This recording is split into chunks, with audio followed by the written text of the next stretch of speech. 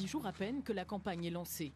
Nicolas Mayer-Rossignol jongle entre son emploi du temps de président et sa candidature pour les régionales, la première de sa vie politique. Ce matin, j'ai une rencontre avec les présidents des chambres de métiers. Cette fois, c'est le candidat que l'on sollicite. Alors, on a le café, le truc... Ça va? Vous allez bien? Étienne Réveillon est le salarié pour la campagne et la voiture est louée dans le cadre de la campagne. Voilà. Formation, aide, compétences économiques, les artisans et chefs d'entreprise, c'est l'électorat à convaincre. 1 heure de réunion plus tard, l'homme troque sa panoplie de candidats pour son costume de président de région. Pas toujours simple à organiser, mais Nicolas Mayer-Rossignol a horreur du vide et n'est pas du genre à se laisser aller à l'oisiveté. Établissement Marc Bloch de Val-de-Reuil, le président de région visite les lycées et multiplie les rencontres. Vous savez de quoi elle s'occupe, la région? Bonjour. Non, pas du tout.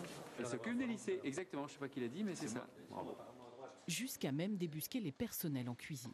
Vous êtes magnifique, hein. Bon, bah, c'est bien. Aucun doute là-dessus. Sur les chambres. Une attention qui surprend encore, même ceux qui le connaissent bien. C'est un type qui de temps en temps me laisse, je dis à quel moment t'as potassé ça, à quel moment tu sais ça. C'est simplement qu'il connaît tous ses dossiers. Nicolas m'a bluffé parce qu'il est vraiment au service de tout le monde et je pense que la capacité de travail dont il a fait preuve, sa capacité à gérer, mais aussi à imaginer, à projeter, c'est la Normandie du XXIe siècle, c'est pas la Normandie de Flaubert qu'on va faire, c'est la Normandie qui va demain affronter d'autres régions européennes. Un engagement qui peut contraster avec une personnalité réservée.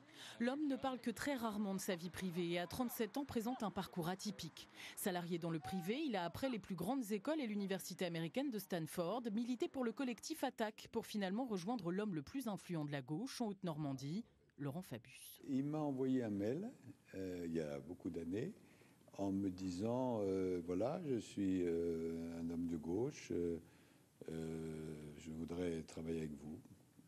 Bon. Et je l'ai fait venir et ça fait tilt.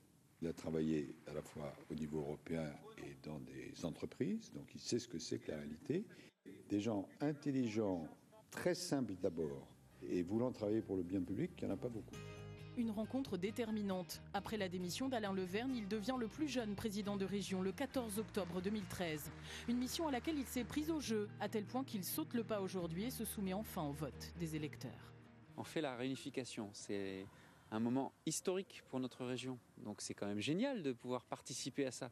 Je veux dire, au-delà des postures politiciennes des uns et des autres, je veux dire, c'est un moment historique pour notre territoire. Donc pour moi, c'est pas un métier, c'est pas, bien sûr qu'il faut des aptitudes, mais c'est pas une carrière professionnelle.